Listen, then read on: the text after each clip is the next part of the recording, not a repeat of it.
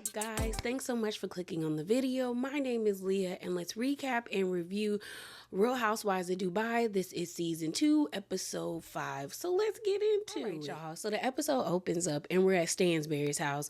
You know, it's still in disarray, but they're finally in their house. They got electrical wiring hanging from the ceiling. You got people trying to fix the outside waterfall. It's a lot going on. They still sleeping on blow-up beds. But we see Stansbury make a phone call where she invites all the ladies to the desert, and she specifically tells Ayan, girl, don't wear no ball gown. Wear outfits that you can do activities in. So we see Ayan pull up, and I'm gonna be honest with y'all, I'm sick of Ayan in these outfits. I am.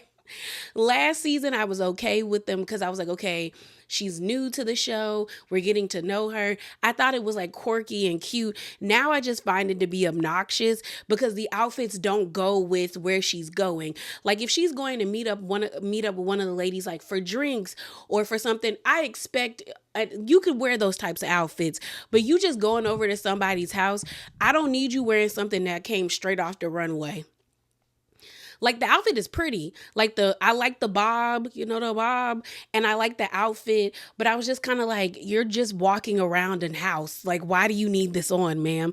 Like it's giving confessional outfit. Like her new confessional that they just showed where she has the bald head with the lions on the shoulders. I could see her walking like showing up to go get tea in that. And and I would think it would be funny, but I also would be like, what's the point of you wearing this? It's giving that because I've often heard that models don't know how to dress themselves because they're always somebody else's, like they're someone's doll. Like they put the clothes on them, they do their hair. And it's kind of giving that with Ayan because I'm like, where are your regular clothes? Like, girl, you would probably still be just as pretty with a t-shirt and some jeans on. Or like, it ain't got to be all of this. So she pulls up to Caroline's house. I didn't like the fact that she wouldn't take them shoes off, but I don't think she could because I think they asked her to because then Sergio was like, just walk slow because I don't think they wanted her to scuff their floors. But I think she had the shoes that have the built-in heels. So she was going to have to take off her leggings, which would take off the shoes. I said, I digress. But okay, ma'am. So, they're walking around the house. They're giving her a tour. I think the best part of the house is the bonsai tree. We find out that they have someone that comes and they prune the tree and give the tree vitamins, aka vitamins. And I thought it was crazy that they had to like airlift to get over to the house. Cause I was like, how did y'all get that in the middle of the house? But when they showed the picture of them like actually like having a crane drop it in, I thought that was cool. We can tell that there's issues between Stansbury and Sergio with this whole baby conversation because as they're giving Ayan the tour, there's like this empty room. And Ayan was like, oh, what is this room for? And Stansbury's like, oh, the baby will be here. Like this will possibly be a baby room. And Ayan was like, but y'all are up here and the baby gonna be down here. And you can hear Caroline be like, oh, we'll have a nurse. And Sergio was like, no, the baby will be with us. And Caroline's, no, the baby will be here like the rest of my other kids were, with a nurse and a nanny. Like, we're not doing all of that, sir. So they go and sit down at the table, and Ayan says in her confessional, she could tell that Sergio really wants a kid, but she could also tell that Stansbury and him aren't on the same page, and if they don't get on the same page, they might possibly end up like heading for divorce, and I agree with her. So we see this scene where they're sitting down at the dinner table, and it's a bunch of food on the table, and I'm like, it's only 3 of y'all, but then I remember they got 3 other kids there, but Caroline ends up saying, oh, this is breakfast, lunch, and dinner, so I guess she not cooking, because I was like, it's a lot of boxes on this table. So they're eating, and Ayan brings up how Yasmin talked to her at, is it Yasmin or Yasmin? I think it's Yasmin. Y'all know who I'm talking about. Caroline's daughter was talking to Ayan at the Michael's eviction party, and basically the girl was like, I'm kind of worried about like, the baby. Like I at least had my brothers, but I grew up like we just had nannies, and you could tell that Caroline was kind of taken aback by it, and I low-key felt like Ayan was overstepping the same way I felt like Talen was overstepping, mainly because I'm like, y'all aren't friends like that, but then again, I feel like Ayan's known known Stansbury a lot longer, so maybe it's not too bad. And also her daughter confided in her, so I feel like maybe Ayan felt like an obligation to tell her what the little girl said. But basically Yasmin said what she said. Stansbury kind of got this face like, girl, she was fine. I had 68 employees. They were living in a nice house. And they got all, she was fine. It's not like how I grew up where it was like very sterile, like the nannies kept on gloves. And in one regard, I do kind of feel like Yasmin is doing too much. But then I also think like, well, at least she's thinking about her sibling. Like, and you can't, what's the word? You can't discredit or discount like her experience as a child growing up as Caroline and her dad as parents. Like she is letting it be known like, yeah, you weren't around. Like, granted, I have all these things, but you weren't around. And I don't think Yasmin expected her mom to just drop everything, but maybe it seems like Caroline was more focused on her career and instead of like finding the balance of like being career oriented, but also like you got kids here, you still need to play a strong role in their lives. And so Caroline, talks about how like, I had 68 employees. I wasn't about to give up my career for my kids. And she was like, and Yasmin wants to be a lawyer. If she has kids, is she going to give up her career? And I said, touche. But I do think if you are going to have children, like they didn't ask to be here, then you do need to make time and space for them. And I got where Yasmin was coming from, where she was just kind of like, I don't want my, like I had my brothers, because I think she's 17 and her brothers are like 12 or 13. So they were still around the age where they could play and hang out with each other. And once she goes to college and starts living her life, and then her siblings, her two twin brothers start living their lives, the baby gonna be pretty much by itself. And I think that's what she's really worried about. But Sergio was just kind of like, I love Yasmin, but she can't like impede on her mom's happiness. And I'm like, more so that's your happiness, not Caroline's happiness, because it really doesn't seem like Caroline wants this child. It really doesn't. So we then get this scene with Talen, her husband, her two kids, and their nanny. Low key, high key, them kids are being raised by Jamie. Jamie is the mother, okay? Like she said, if your grandma got the baby, then that's the grandmama baby. If Jamie got them kids, those are Jamie's kids pretty much. So we see this, they're at the park with the kids feeding the ducks lettuce and all of that stuff. And Jamie and her husband are having a conversation. And I guess Rafi still wants to have this boy. And then Talen, to me, is playing into it by telling him that she had a baby, like a baby dream. Like she had a dream that she had a baby and he got excited. And I'm just like, but you don't want kids. So if you don't want kids, why would you tell him you had a dream about a baby? Also, it irritates me with men when they're like, oh, I want a boy, when it's like you determine that. Your sperm determines if that baby is going to be if that baby is going to be a boy or a girl. Your sperm determines the sex. She can't do nothing except supply you with the egg. So what? And I guess Talen was like, his family wants a kid. His mom is telling her different positions to get a stupid. Okay. That irritates me. My thing about it is if you're going to have a child, whether it's a girl or a boy, because I've seen gender reveals where moms get pissed that they're having a boy and vice versa when dads get pissed that they're having a girl. Like if you're going to be that hung up on whether you have a girl or a boy, then you probably shouldn't have kids at all. Okay, because you don't get to pick. Unless you're doing IVF where they can cultivate the embryos and they can determine like based off, and even then they don't pick the sex of the baby. It's based off of them doing like a genetic test to see like, oh, this embryo has the marker of a boy. This embryo has the marker of a girl. Like, you still don't get to pick unless you're going to have like do what Caroline and Sergio are trying to do is like implant it in her. But I just like he irritates me and she irritates me because our conversation was irritating because I don't get why people do that. So she brings up the situation that happened between her and Lisa. She says she wants to give Lisa the benefit of the doubt, so she's going to move forward and not dwell on it. She then brings up Brooks and she talks about how I guess Brooks called her at 2 a.m. and said, girl, Caroline says she don't get why you pulled her away from the table. Like, y'all not friends like that. So then Talen ends up calling Caroline and asking Caroline, did you say that? And so Caroline's in her confession was like, I know I did not say that and I don't get why Brooks is meddling. So then they ended up calling Lisa. And what Brooks said is what Lisa said that Caroline said. I guess maybe Brooks added more stank on it, because Brooks pretty much said Caroline told Lisa she didn't understand why Talen pulled her away from the table. We not friends like that. And Lisa ends up saying in the confessional, she was like, well, I did say, because Stanbury did say she didn't understand why Talen pulled her away from the table. And so basically she did say what they said. I guess she just added more emphasis on it. So now what's her name? Talen wants to have a conversation with Brooks because she feels like Brooks is instigating. And she was like, she doesn't want to be in a friendship where she feels like she's constantly worrying about her friend instigating or making situations bigger than what they need to be. But then I'm looking at Talen like, you've been friends with her for 10 years and now all of a sudden this is an issue. All this episode showed me is that Stanbury is that girl. Like, a lot of these women want to be Stanbury's friends, because there came a point in this episode where I was looking at Talen with the side eye like, oh, okay, girl, you're a social climber. I get it now. Because is Brooks a chaos demon? Yes.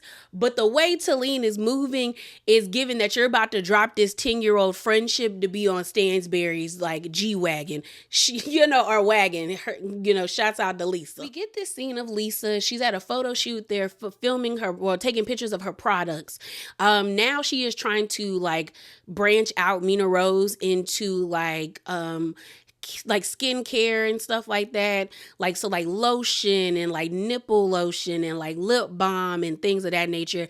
They're also doing like pregnancy panties, and like she wants Mina Rose to be like your one-stop shop for all things like pregnancy. So like you can buy their clothes when you're pregnant, you can wear the clothes after you're pregnant, and then you can also have like a pregnancy like care kit with like the clothes, like comfortable clothing, underwear and stuff. And I think that's cool. Like, I think that's very smart to like tap into that type of market. One, I've never been pregnant, so I wouldn't know if that's already out there. And it probably is already out there, but I do think it's smart for her to be like, well, we want to have really nice clothes. Because, pregnancy clothes be ugly. I'm going to be honest. They really do. Like, some people get lucky and they can still wear their old clothes and still look cute, or find outfits that still look cute on them. But actual pregnancy clothes are not attractive. They're ugly. So I think it's cool that she was like, you know what? I didn't like those clothes, so I wanted to tap into that demographic that doesn't have that, that's not that like the stuff that wasn't out there for me. I want it out there for other ladies. And I do think it's cool that she's also out like branching out to like wanting to be that one-stop shop for everything.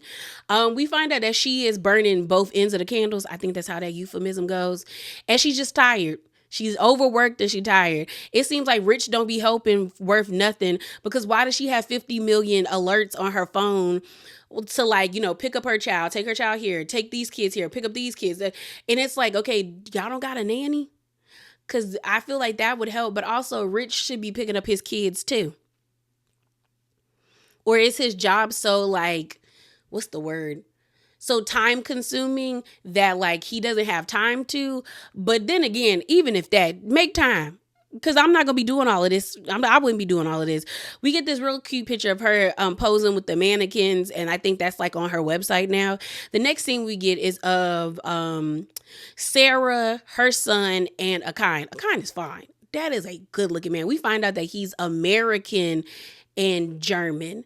So I guess maybe his dad is white, or his mom might be Black American and his dad is white German, or maybe it's flipped, because there are Black Germans. Like maybe his mom is a Black German and then the dad is a white American. Either way, he a fine looking man. He fine. But this date annoyed me because I don't know the little boy's name. I'm gonna just call him Sarah's son. Why is Sarah's son on this date? Why is he? And they like, Sarah likes Akine, and she's like, I need to get my son's approval. And it could just be cultural differences, but I would not bring my 7-year-old on a date with a man that I don't fully know like that. And then the fact that you allowed him to babysit, and I don't think that they were alone, because based off of the video footage and the pictures that they gave us, it seemed like somebody else was taking the pictures and like taking the videos. But even if Akine was with him chaperoned, I still wouldn't let my child around somebody I don't know like that. Like, you don't know him. You said you said the last time y'all were like in each other's faces was like 2 months ago. And now you letting your kid be around him. And then the little boy ends up asking Akai, like, when are you gonna be my daddy, my stepdaddy? And she's like, Sarah's like, oh my God, I'm so sorry. And I'm like, why are you talking to him about that? Because he wouldn't ask that question unless you talked to him about that. And Akai was kind of like smirking. So I guess he really does like Sarah and likes the little boy.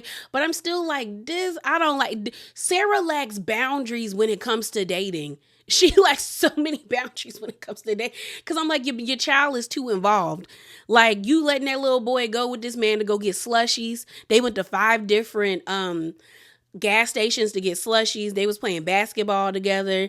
But Sarah seems to really like him because the son likes him. Oh boy believes in aliens and he's spiritual. We later on in the episode find out that he's Muslim, and so she likes that about him because like if he moves to Dubai, he would understand like the Muslim customs and stuff like that. But I was just like, the little boy did not need to be there. And I feel like that's just setting up your child. Because then she makes a comment where she was like, I don't want to get my son invested and then this doesn't work out. But you already have him invested. He doesn't know. You don't know Akai. He don't know him like that. Y'all only know his representative, just like you're only showing your representative. They have said you really meet somebody like almost a year into a relationship. Like you really, really, really get to know them. Like and maybe 8 months into a relationship. And maybe even if that, because there's a lot of people who have been married or been in relationships for years. And next thing you know, they wake up and the person is a con artist and a serial killer. like this, it just irritated me. It just irritated me. So then the next thing we see is of Stanbury and Sergio going to the fertility doctor or the fertility center. We meet their doctor. He seems like a pretty cool dude. He ends up telling Caroline, like, you need to get pregnant within the next year or so before you reach the 50. Sergio's like, the 50? The 50? And she said 50. And I said, see, Sergio, the lights be on sometimes, but don't nobody be there. Sergio be having his moments where I'm like, it's a goldfish moment where he just be like, huh? Like, what do you mean 50? So at this time when they were filming this, I think Caroline, the guy said she was 46. So she has 4 years, but I think this was filmed like almost 2 years ago. So now she's 48. So she has 2 years and she ain't pregnant yet. Sergio has his own confessional. I said, okay, I see you, Sergio. I think it's pretty telling that they're like a package deal. So Sergio ain't going anywhere, even if she don't have a baby or not, because he likes this fame. I hope he getting paid. Probably not. But they're sitting in a doctor's office talking to the doctor, and he pretty much said to Caroline, like, it's actually a really good thing at the age of 45, we were able to get such a wonderful embryo. And they let her know that it's a boy.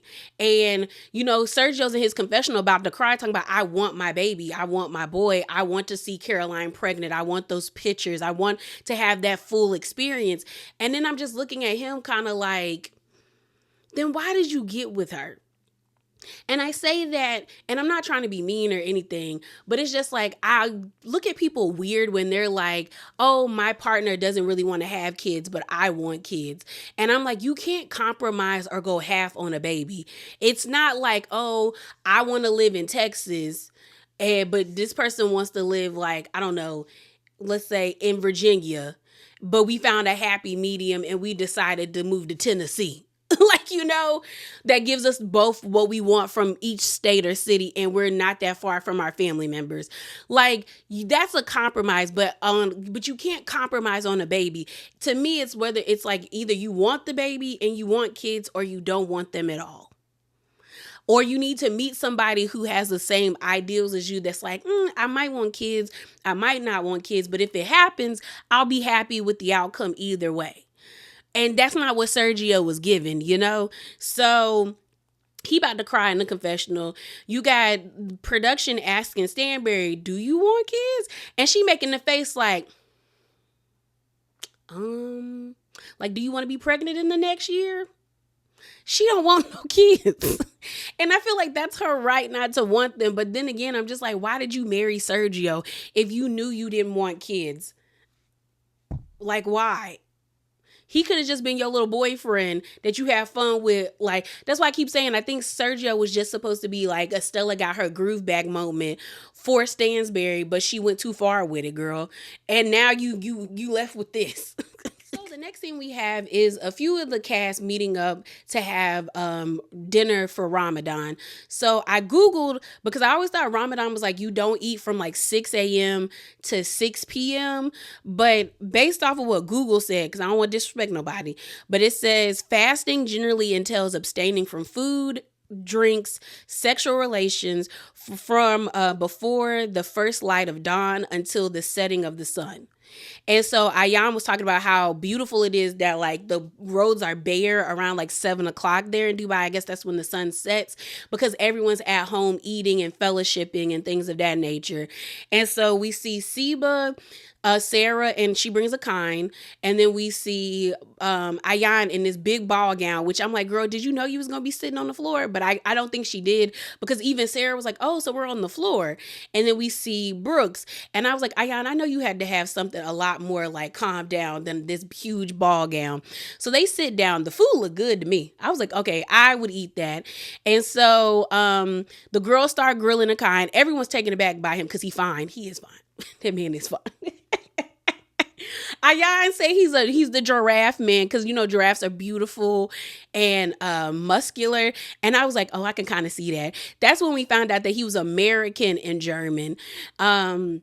And I think I don't remember who he said was American and who he said was German. But, he's a model. He does like sportswear. And Ayan was like, oh, that's how I knew that's what you were.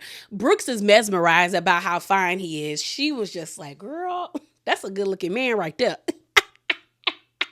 And she was just like, Sarah know how to pick him, because then that's when Ayan brings up that the last guy that she dated was the 365 guy that had that Netflix shows. I think he's like Italian or something. I'll find a picture of him. I thought he was attractive, but then I saw the way he was popping up on social media. He think too much of himself. And that's always a turn off with some people, like even with women. Like, we know you the beauty standard. We know you fine. I don't need you to be that full of yourself. Okay, keep it on the low. All right. But I do like how he has the tattoos on his hands. I don't know. The tattoos on his hands are very attractive to me. I don't think I'd ever tattoo my hands, but he is attractive. I remember Sarah saying that they weren't dating, but like, girl, it was giving y'all was dating. But all right. So, they're asking him questions. They're grilling him and stuff. He's talking about he might move to Dubai. Seba is not impressed by him. I don't know what it is about Seba, but like right now her personality is just giving like hoity-toity and very snobbish. And it might be due to the accent, but it's giving very much like, pulled up together. And I'm like, there has to be more to you than that, because we're not getting a lot of you. Even though you're a friend of, you're not really giving us anything that I would be like, oh, bring her back. It's kind of like you're just there, like you're just here. Okay. So they all are like enjoying, like talking to each other and eating. Brooke says like, this is around the good time that, Sarah's son needs a man in his life. She didn't being shady in the comments talking about, I hope they have a beautiful friendship.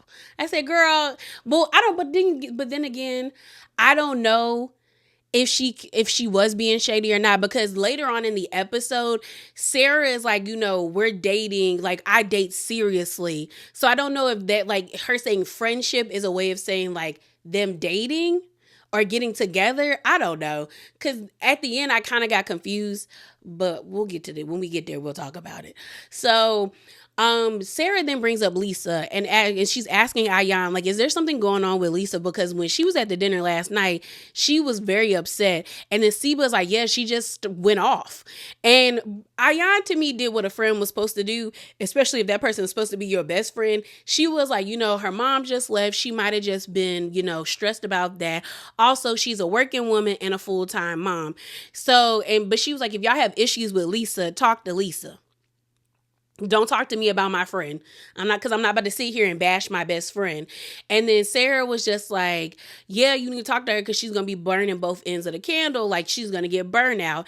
But I agree with Ayan. Like, if y'all have a problem with the way Lisa reacted to Talen, then why don't you talk to her about it? Why are you trying to talk to Ayan about it? Like, You trying to get the tea. And Ayan said, y'all not getting tea from me. So we leave that scene and we go to this scene of Brooks going to the Renaissance concert and Talen meeting up. When I saw Brooks, all I saw was Renaissance. Renaissance. When I tell you, I want to go back to that concert. If I could go back to that concert, I would. I would go back to that summer because that was a time. That was so much fun. That concert was so much fun. So she pulls up and we see Talen. Talen basically is looking at Brooks like, girl, you look like a skinny astronaut. You looking thin. Them arms is looking thin. Like, are you okay? And Brooks is basically like, yeah, girl, like, I'm just stressed. Like, I got to take care of my son in the glass house. I got 2 kids now. I just got to make it work. So then Talen is going on about, Rafi, her husband, wanting her to have another baby and have a boy and all of this stuff. And Brooks is like, I understand like where you coming from, but Talen doesn't want to do that. And I'm like, then don't do it. But I guess she is going to do it.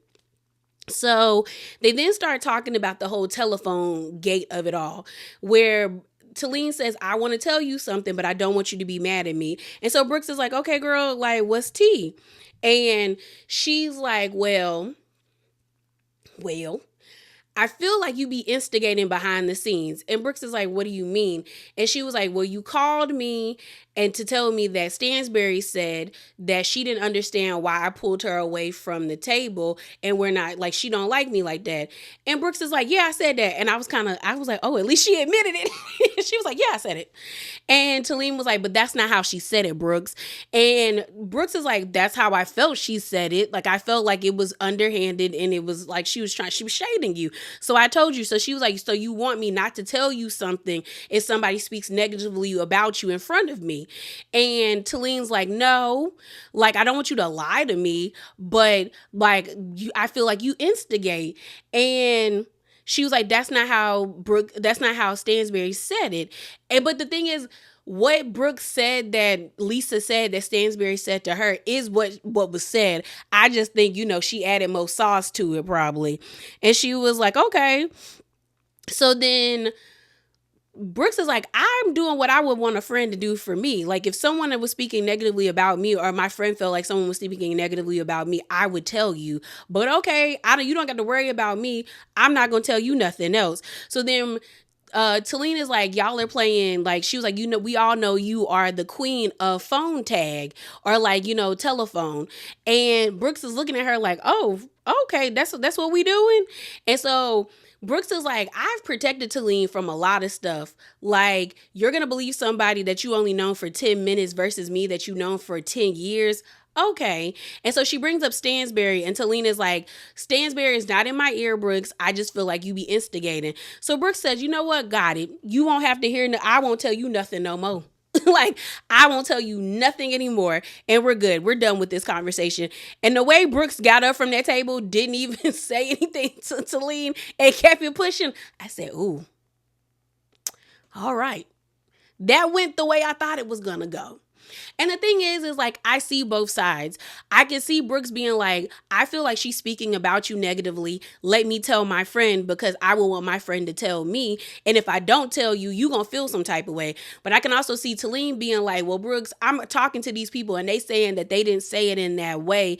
And I feel like you instigating a fight and you want me to just be like your lapdog or have blind loyalty. And Brooks is like, she doesn't want blind loyalty.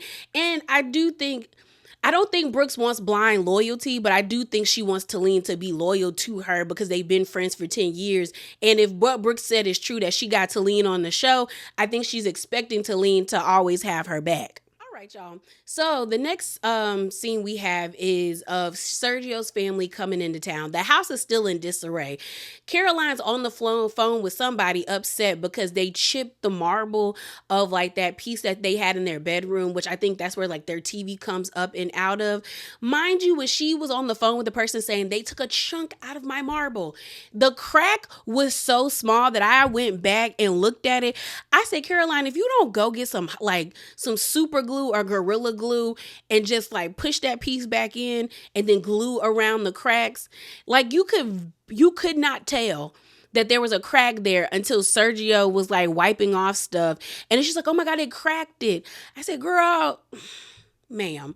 So we see Sergio's family, and it seems like they're on better terms with Caroline because last season things got pretty hectic around the time of the wedding because Caroline basically threw a fit with Sergio because Sergio wanted her to sit with his family because I guess in their, you know, I don't know. I don't even know if it was like, if I could say in his culture. Because I do feel like sometimes when people's families come in, you stick with like your mom and dad and you make sure they're okay. And your significant other parents are okay. But she didn't want to be over there. She was like, I'm going to be sitting with my friends who flew into LA and all of this stuff and blah, blah, blah. But I was like, Sergio's family flew in from like, I guess Spain or wherever they from. So I'm just kind of like, what you're saying, Caroline, for your friends could be said the same thing for his family when that episode aired in season 1. But I guess now they're on better terms because she was like, Sergio's family makes him happy, which in turns, I'm happy because Sergio is happy. Caroline ends up saying, I'm just not good with families, even my own. And I said, okay, girl. So then we get the scene of the ladies pulling up to like this open area. And I guess they were waiting on a party bus to come and get them. We see Talen and Brooks is giving Talen very much like, girl, get away from me. Like you really pissed me off. And Talen is like, hi. And Brooks is like, hey.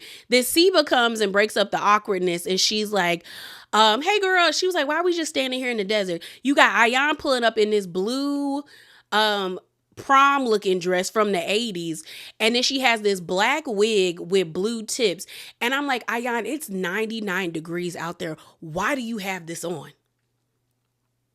Why do you have this on? Like, for what? For why? And so everyone's looking at Ayan like, girl, what? They then get a FaceTime call from Stanbury, and I think her friend's name is like Jenna or Janelle. I'm gonna call her Janelle. And she's like, hey, y'all, the party bus broke down. We're going to get y'all we have other transportation there for you guys. Can't wait to see y'all. Then some church size van pulls up and everyone's like, girl, what? So like we pulled up in our Uber Blacks just to get in this small church van. So everybody in their feelings. And remember, it's Ramadan. So like you have people who are fasting who's like, it's already hot. I haven't been eating. I'm not drinking anything. Like I'm over it. like they are over it. So she's just like, I can't. Seba is in that church van dying. She's like, Ayan, open up a window because there's no air back here. And Ayan's like, girl, I got on this wig. My wig is not about to be blown away. I said, girl, no one told you to wear that hot wig and that hot dress, Ayan. So they pull up and we find out that Stanbury's friend, I'm gonna call her Janelle, her husband, he collects sports cars. So it's all Lambos. I didn't even know they make SUV Lambos. But they got like a red one, 2 yellow cars, and a white car. And so everyone's like, oh my gosh, like this is how we get into the desert. So everyone's now excited and their attitudes have flowed away. So you have Ayan and Lisa in a car together, Sarah and Seba in a car together, and then you have Stansbury and Talen in a car together, and then Janelle and Brooks in a car together. They're in the cars. Everyone's having a good time. Lisa makes a comment to Ayan where she's like, I'm surprised that Talen and Brooks didn't ride together. And they're both like, yeah, it seems like something might be up with them too. So then we have a scene where it's Stansbury and Talen in the car together. And this is where I started to look at Talen funny because I agreed with her assessment of Brooks and their situation where she was like, girl, you want blind loyalty and you're doing this out of defensiveness because you think you're like, I'm going to be stolen away by Stansbury or some other friends. But like, I'm not. I just need you to stop instigating fights or instigating or stirring the pot. And I was like, I agreed with what she was saying. But this is where I'm looking at you like, okay, you're giving social climber tease because why are you telling Stansbury all of this or how your conversation didn't go well when you know your friend's not cool with her at the moment? Like, I would not do that to somebody I'm friends with. Like, if I know that my friend and I, we're not cool together, I wouldn't be trash talking them to another friend that they're not cool with at the moment. Because in the car, you see Talen being like, You see Talen pretty much being like, no, Stansbury said, oh, how did your sit down go with Brooks? So that means y'all already had talked about her having a sit down together. So I don't know if she prompted her to do it or if Talen said, I'm going to talk to her. She was like, it didn't go well, girl. She got so defensive. And then you know how her eyes get when they get big. And like, then they were both like, yeah, I thought they was going to pop out of her head. So it's giving like you want, like, it just gives social climber. And like, that's why I was like, Stansbury is that girl, because it seems like everybody wants to be friends with her. Because if I was friends with somebody for 10 years, I wouldn't be talking to their op about our situation. I would have just told her like, girl, it did not go the way I wanted it to go. And she said, I would have been like, I said all I needed to say, but hopefully we're able to get back on the right track. I wouldn't be talking about how her eyes get big and I thought they was going to pop out of her head and be laughing at her. Because that would make me be like, oh, so where does your loyalty lie, Talen? And then the way you acted when y'all sat down at that table also made me look at you like, I got my good eye on you, sis. So Stansbury is like, oh, it takes balls to stand up to Brooks. I was like, does it really? Does it really? So they get to the desert. They're all like, you know, having a good time. They're supposed to be sitting on like these snowboarding, these sandboards. It didn't go anywhere because Ayan and Stansbury gets on it. Her dress is too like big, so it's dragging them down. You got Brooks trying to push. She falls. And then they get up holding hands. And they were like, why are y'all, I think Lisa was like, why are y'all holding hands? And then Ayan said, oh, because she's my best friend now. And she's like, I'm kidding. You're my best friend, Lisa.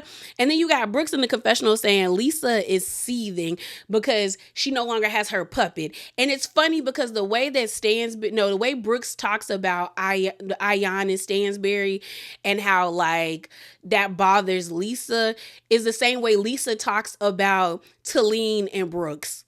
So it's like they're both talking about each other, basically. So they come to this like really nice restaurant in the desert. Siba is talking about how she needs water. She needs something because it's too hot and I don't think they're allowed to eat or anything like that. They can't drink or something like, so I think all she can do is drink water. Cause I mean, like you probably would have to stop your fasting because I'd rather drink water and not pass out. You know what I'm saying?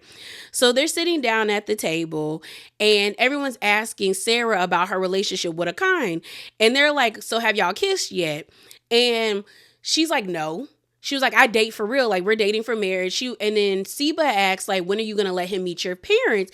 And she was like, probably in like 3 months. And so a lot of people at the table are like, that's cap.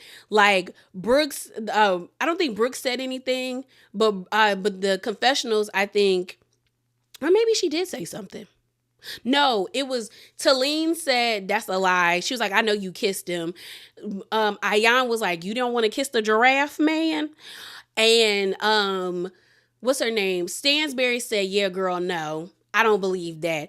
But then Lisa ended up saying like it's kind of in poor taste to question a Muslim woman about like if she kissed somebody, because I guess she said that's haram and I guess it's forbidden. Like they're not supposed to do those types of things. So even though I do believe that they probably done some things, if you know that about the like area you're in or the religion that your friend practices, I wouldn't be saying that on national TV. I would have kind of been like, yeah, y'all leave the girl alone. Because I don't think Brooke said anything or like Caroline's friend. So I was just like, okay, girl. So they got off that conversation and she was like, Sarah was like, you know, I want him to meet my family and my mom, but my mom always says I pick wrong.